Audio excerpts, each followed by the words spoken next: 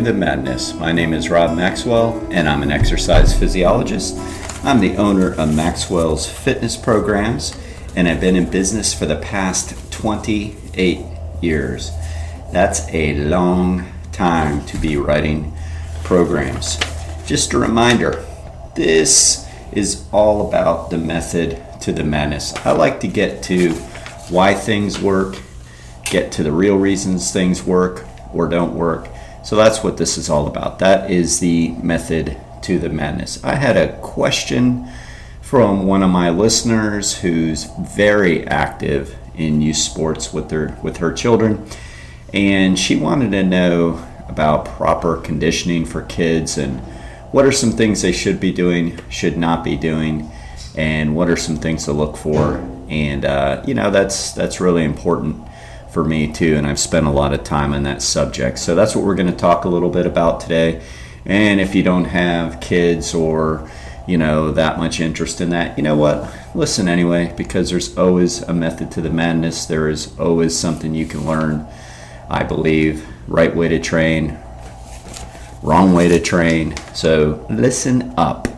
All right, so this is brought to you by Jonathan and Lynn Gilden at the Gilden Group at Realty Pros. They currently have over 275 star reviews on Zillow and over 100 million in sales between the two of them. They're grinders. I personally vouch for them. Absolutely. I know they work hard. I know they're going to come out and dominate in the Max Fit Games again, just like last year. They're a fit, hustling couple, and you want them working for you. They can be reached at 386-451-2412 or at thegildengroup.com. So let's talk a little bit about what's going on in youth sports. It's got to be 8 years ago now. I was very, very lucky to get flown out to Notre Dame to be part of the Play Like a Champion crew.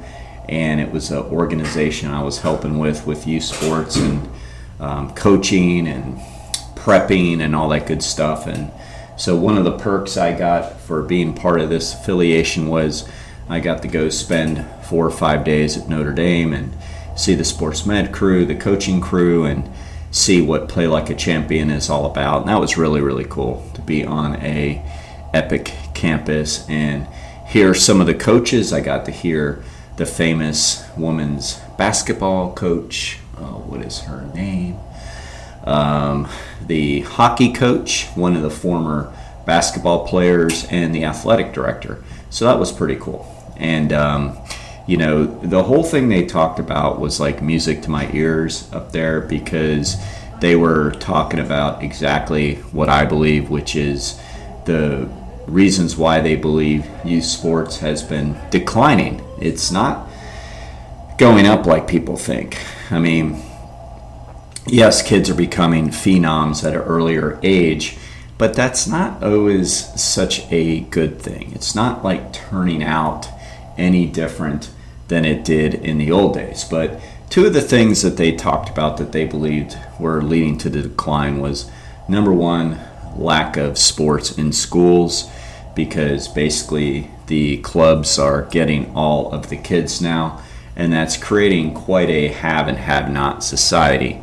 Because to play club ball, whether it be soccer, basketball, volleyball, you've got to have some money. It is not cheap to enroll your kids in those types of programs. So what that means is the better players essentially are going off to club, or, I got to take that back. Is it the better players, or is it the kids who have already had more experience and maybe better at that point of their life because they have had more experience? So they're going off to clubs so they can be seen and maybe get some better coaching. Maybe. No guarantees in either direction, whether it be schools or clubs, that you're getting good coaches. So that's one of the problems with it. And then another problem with youth sports is over-specialization at an early age. So those were the two main topics with that. And then, of course, with Notre Dame, Play Like a Champion, it was about sportsmanship and all that, which is obviously pretty critical. But I want to focus on the two things that can answer Casey's question a little bit. So this doesn't necessarily solve the injury problem and or trying to prevent as many injuries as possible. But the club thing is, in case you're not really familiar. So I'm 56 years old. When I was a kid, we had SEVA baseball. I believe that stood for Southeast Volusia County Athletics Association. Wow. Can't believe I just remembered that. But that was the big deal if you could play SEVA Little League Baseball. Not the big deal like you were the shit or something. I mean, if you've got the money and registration fees, you're going to play. But like that's where the best young baseball players, or the worst, whatever, it was the only opportunity to play organized baseball. They also had basketball leagues, soccer leagues. I don't believe we had Pop Warner football. I may be wrong. I know I never played it. I believe with my generation, we played football when we got into junior high school, but that was it. But in any event, there wasn't these clubs, at least not in my area. So kids played sports in school, or they played sports at home, or they didn't play. And, that's good in many ways, especially injury prevention wise, because one of the main reasons why kids tend to be getting hurt more, and they really, really are. And this parent is, obviously a good parent, cares about the kids. Kids do play club ball, and, she really wants to make sure that their kids are getting what they need from the coaches, and she's just not quite sure. She's not saying they're not, but she's not sure, and she sees other teams and other parents, and they have concerns. And what do you look for? Well, one of the problems with club ball, and this is a fixable problem if the parent stays in close contact to what's going on and makes the decisions for the kid, because the kid is a kid, is to understand that, like with club ball, oftentimes it's year-round sport. So when I went and saw the speakers at Notre Dame, they talked about how that's a new thing of the last 2 decades, and that was never true before. Prior to the last 2 decades, you played multiple sports, whether you were a boy or a girl, a male or a female. I've told the story before, and I believe I've told it on this show before, that John Elway, the great Denver Bronco quarterback, was actually drafted by the Miami Dolphins, by the New York Yankees, to play baseball because he was a 2-sport player. Now think about it. One of the greatest ever to play football was drafted to play professional baseball. That just doesn't happen because he's John Elway. That happened because he was good enough to play Major League Baseball. Now he chose to go play football. Now, the same year, 1983 draft, it's probably why my brain said Miami Dolphins, but my favorite quarterback of all time, Dan Marino, got drafted to play for the Miami Dolphins in the first round. He also got drafted to play by the Kansas City Royals to play baseball. So here are 2 of the greatest quarterbacks to ever play the game, easily top 10, probably top 5, depending on how you rank them, and both of them were good enough to play Major League Baseball. So in their day, my day, because they're a little bit older than me, there wasn't this thing of, okay, you guys are going to play baseball or you're going to play football, and then that's all you're going to play. So kids had seasons.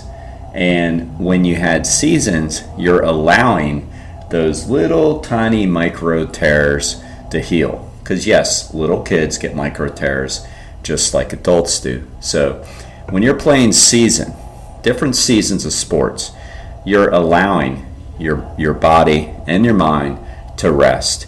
And you think, well, yeah, but maybe kids are better today because of the specialization.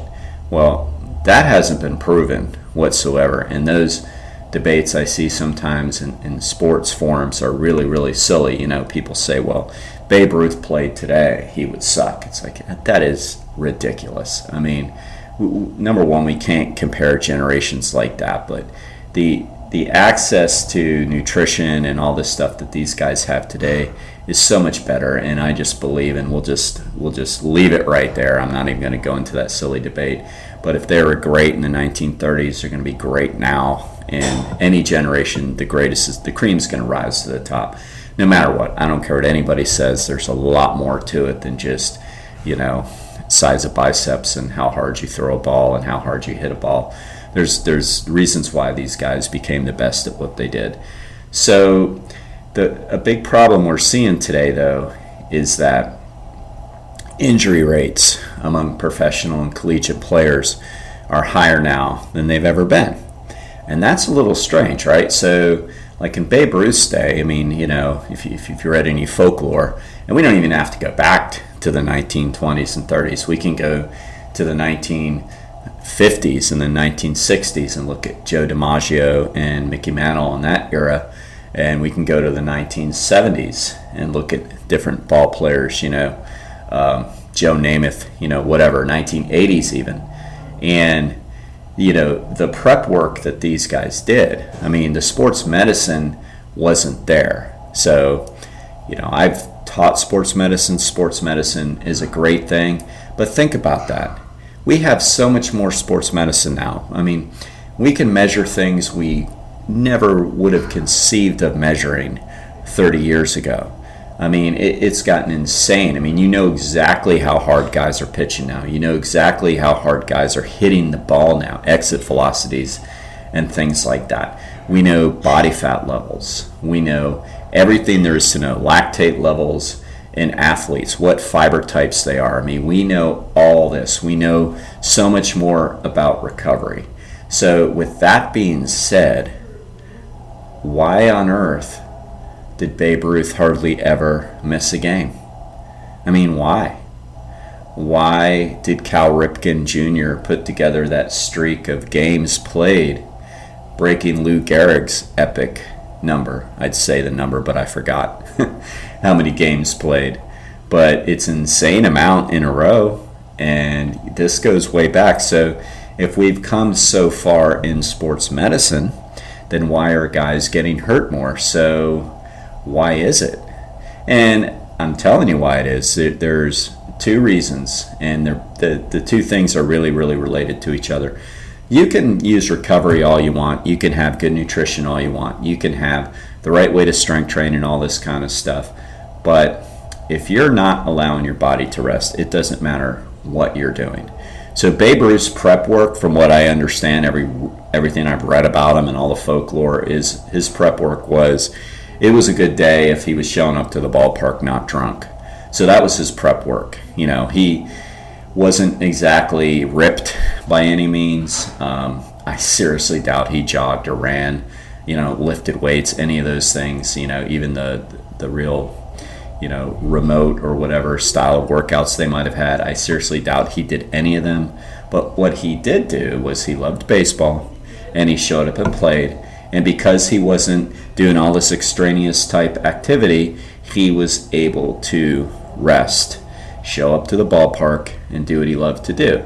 So we can call it whatever we want, but the bottom line is kids simply are not resting. These kids grow up to become young adults and then start to play collegiate baseball, minor league baseball. I'm just using baseball as the analogy. And then these young guys hopefully maybe get up to the bigs, and now they're young men and they're breaking down, they're getting hurt. If you follow the New York Yankees, then you know that, like Giancarlo Stanton, who played for the Marlins, the guy cannot stay healthy. Great player, absolutely great player, a former most valuable player, cannot stay healthy. I don't know his routine, and I'm certainly not against staying in good condition. I think it's very, very critical. But is he overdoing it? Like, if you look at him, he looks like he could be a bodybuilder. When does he rest? There was a guy drafted by the Jacksonville Jaguars in the first round, and I forget his name. I was speaking to a client the other day about him, and he had to look him up. But he was the third overall draft pick by the Jacksonville Jaguars, and he was from the Florida Gators, and he was this great player, and they expected him to be their next great defensive end. So that's an edge player. They play on the edge of the line, and they sack the quarterback, and they really needed that. They were this young team. They were doing a little bit better during this era, They drafted him 3rd overall, and they thought, okay, we're adding him to an already stout defense. So he's very first day of camp, very first day of rookie camp, very first day, he tore his ACL, anterior cruciate ligament, doing some drills, some easy drills. And he was done for the season. Now, I think he's had a comeback. I think he plays for another team now, and he's okay. But because of that start, tearing your ACL day one, he never really turned into the player they thought he would. Now, after interviewing him, this is the interesting part. After interviewing him, said, well, what do you think happened? He put so much prep work to get drafted high. So he worked so hard in February and March and April leading up to the NFL Combine because he wanted to put together these great 40 times and the great bench presses and all this stuff that they do. They test their physical abilities at the NFL Combine. And nerdy little guys like me sit around and write notes about these guys. Oh, they run a 4.2 40. They just did 28 bench press at 225 pounds. They 6% body fat. They're, whatever, all these statistics. And naturally, there's also some tape on these players too, meaning that the coaches have already got tape on these guys. They know what they can do from playing. But the other part is they look at these physical numbers by these guys. So he wanted to be drafted high. I mean, you can't blame him. None of this is really any of the athletes' fault because they want to get drafted higher. The higher you get drafted, the more money you get paid, the more of a guaranteed contract you get. You can't blame these guys. They've been putting everything into this their whole life, and they probably don't have much of a backup plan. So he trained so hard for this that he basically overtrained, and by the time he got to camp when he's supposed to be fresh, in the old days, some of these guys came in a little bit out of shape, right? I mean, I read all these stories about these old football teams that some of these guys would come in 30 pounds overweight, and they'd have to work their way into shape, starting July, and then by September when the season starts, they were in good condition, and then they rolled through the season and then they recovered. That's normal, like there's seasons for a reason, right?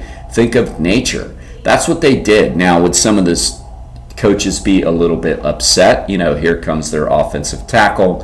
He finished the season at, say, 280, and now he's showing up in the beginning of July at 310, and the coach is looking at him. I've heard stories about Don Shula, going irate. But I don't know, wouldn't they almost have that now? Knowing, that these guys got a little bit lazy, they rested, they recovered. Now they come into camp, and if you play in Miami, you're going to shed that 30 pounds real quick. So there's no worries there.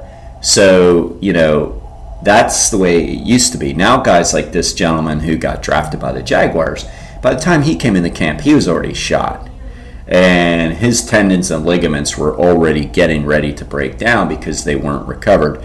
And then he starts doing some drills and he blows his ACL. I mean, that's the problem to answer. That's one of the problems to answer the client's question that I have, Miss Casey, because that's one of it. And I'm going to get to part two here in a second. But, part one is these kids have to have seasons.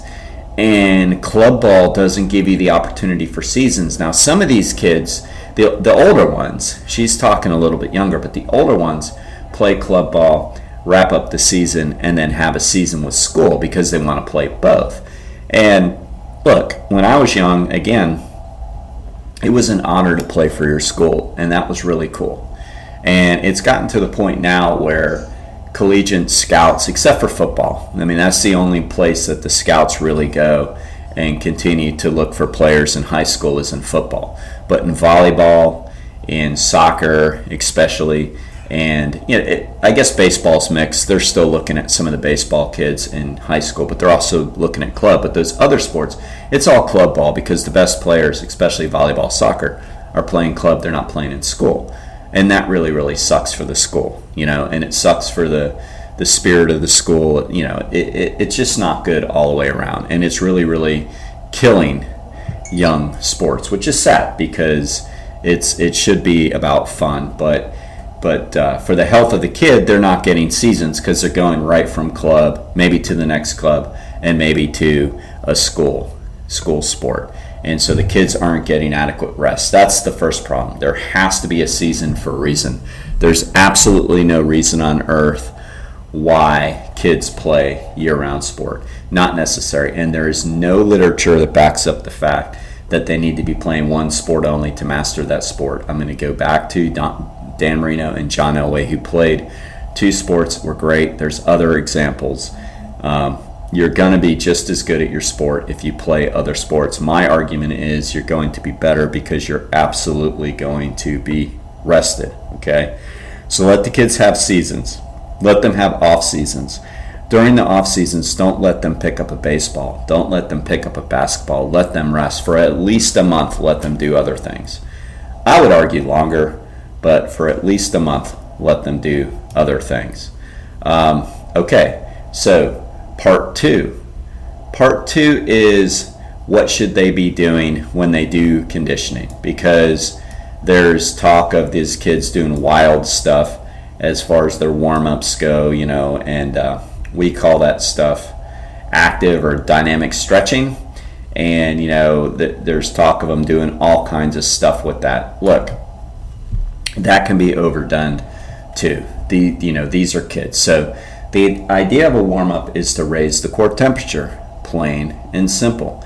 Stretching is not a warm-up. Raise the core temperature. So how much warming up should they do? I mean, again, back in the old days, kids got together, they maybe ran a lap around the field, then they threw the baseballs and they get warmed up. Now they're treating these kids like little, mini professional athletes. They're not. They don't have the dexterity to do half of the things adults are trying to get them to do. It's really, really ridiculous. Now, I've spoken about this on other podcasts, but I want you to apply it to what these types of practices might look like, okay? So commonplace is to have these kids do like push-ups and body weight squats and lunges and stuff like that. They don't have the coordination and the dexterity and the strength to do these things correctly yet, all right? They are not mini adults. That's one of the things I took away from the conference. Kids are not mini adults. They're just not shorter versions of us. They are different. They don't have the coordination. They don't have the strength. So when you're doing a push-up, for example, if you're doing a standard push-up, weight on your hands, other half of your body weight on your toes, that's a standard push-up. You're doing 70% of your weight when you're doing a push-up. 70% of your weight, all right? Most kids don't have the strength to do 70% of their weight. So what do they start doing? They push their butt up in the air. They flare their elbows out widely. They do all these kind of things just to get through the push-up. So are they really learning to strengthen those patterns? And of course, the answer is no. All right. Same with the squat. You watch a kid, most kids. Now, I've seen some kids pull these things off, and it's like, wow, that's impressive. See, most kids do a squat. Their knees are going over their toes. It's like, what are you having these kids do these squats for anyway? I spoke to a client today, and I said, really the best thing for these kids, if you're going to do those types of conditioning for them, would be little mini machines. And there used to be a little line for kids, like a little tiny Nautilus line. I know it sounds crazy to you because you're not in my industry. But if you can put little kids on chest press machines where they're doing actually 30% of their body weight, which is a lot more normal than 70% when you've never lifted weights before, then they can build up the proper strength to work the right muscles. So when it's time to do push-ups, they're actually doing them right. All right, let me give you an analogy. So when you're teaching a kid how to shoot free throws and they're only 5 years old, right? What do you think you do? Do you think you put them up against, say, a 5-foot hoop or a standard 10-foot hoop? A lot of people say, well, 10 feet, get them used to throwing the ball up. No, it's the worst thing you do. Once they get older and stronger, they're not going to use the same ridiculous form of throwing a basketball vertically up in the air as hard as they can just to get it there. So the answer is, to teach a kid how to really shoot a basketball, you start with progressive lowness and raise. So you might start with like a 3-foot basket and you teach them the right way to shoot it, and then you go to a 4-foot and a 5-foot. That's what you do. Well, it's the same thing with incremental strength training or conditioning. It's the same thing. So if you could put them on a little mini machine, or maybe dumbbells, if they have the coordination, and they're only using a very small percentage of their body weight, like 20 to 30%, they're going to be able to execute the motion and do it properly. And then by the time they can maybe get to high school and they're doing push-ups and things like that with the rest of the class, they're actually doing them right. And guess what? It's also going to build confidence, because they're really going to like what they're doing, because they're going to feel accomplished. I mean, one of the things I just can't stand is, we don't know how kids are going to turn out physically. I mean, I could tell you as I was a chunky young youth, you don't know. And at that age, you're going to destroy their confidence even more than has already been destroyed if you sit there and try to force them in to doing push-ups with the rest of the class, when the rest of the class looks like they're doing them right and this poor kid can't do any. That's not what you want to do. But put them in a little gym where they can do a percentage of their body weight. And you can get creative. You can use light dumbbells. You can use bands. You can use tubes. But body weight stuff is hard, because you're using 70 to 100% of their body weight. I mean, just think pull-ups versus pull-downs. How many kids do you know that can do a pull-up? Not very many.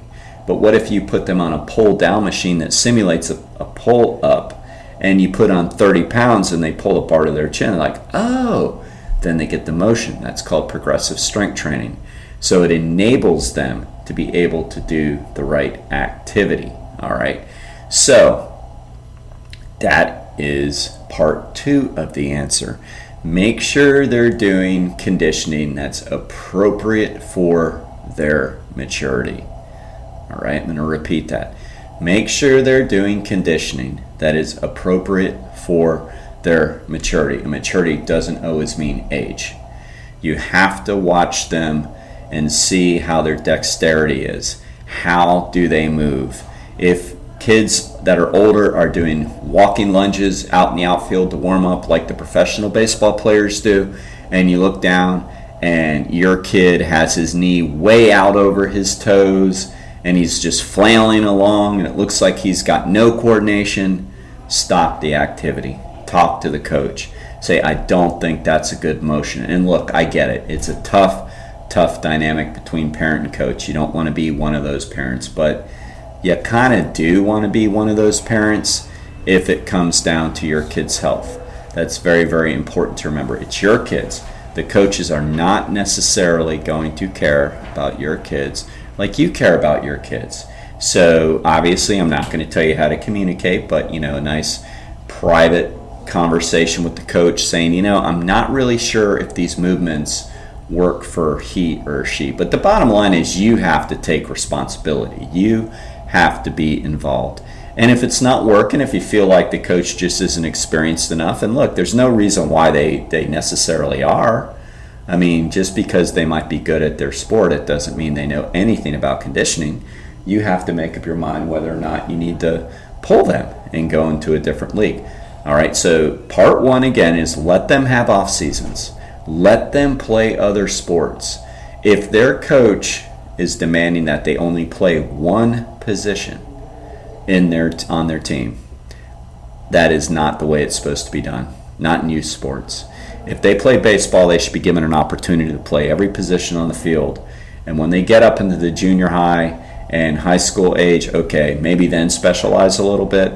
But as I told a client today, even in the major leagues, they used to pull the catchers from playing catcher to let them play third base every third game or so to give them an opportunity to not be stuck in these patterns. All right, so let them have off seasons. Don't let them get stuck playing only one position. Let them play other sports. Let them be kids, for God's sakes. Less than 1% of 1% is ever going to be a professional athlete. Is it really going to be your kid? I mean, I want you to answer that. I mean, my kid played sports. No. The answer is no, it's not going to be. So less than 1% of 1% makes it. Do the math on your team and determine if it's really going to be your team. Most likely, nobody on your kid's team is going to be that kid, most likely. I mean, that's just statistics, plain and simple statistics. So then you think, okay, so then why are they doing this? They should be doing it to have fun. They should be doing it to be active. They should be doing it to learn how to play part of a team. Athletics and all that is great, but not to be a pro, because probably they're not going to be. So you have to kind of like back off, because sometimes these kids get this way because of the parents, not because of the kids. And then again, make sure that their prehab or their conditioning matches their level of maturity. And they're not many kids. They're not many adults. They're not many adults. They are many kids. All right. And for God's sakes, afterwards, instead of taking them and get ice cream, I mean, come on, man. You got to take them to the Istanbul Turkish Mediterranean cuisine and get them a vegetarian salad. I mean, that's what you got to do, because that's absolutely what they want. When they're up to bat, that's what they're thinking about, okay? They're thinking about a rice bowl. They are not thinking about Dairy Queen, I promise you. So Istanbul Turkish Mediterranean cuisine can be reached at 488 South Young Street, Ormond Beach, Florida, 32174. Order out if you need to, 386-492-7100. Come on, man. They ain't going to be pros. Let them have some fun. See ya.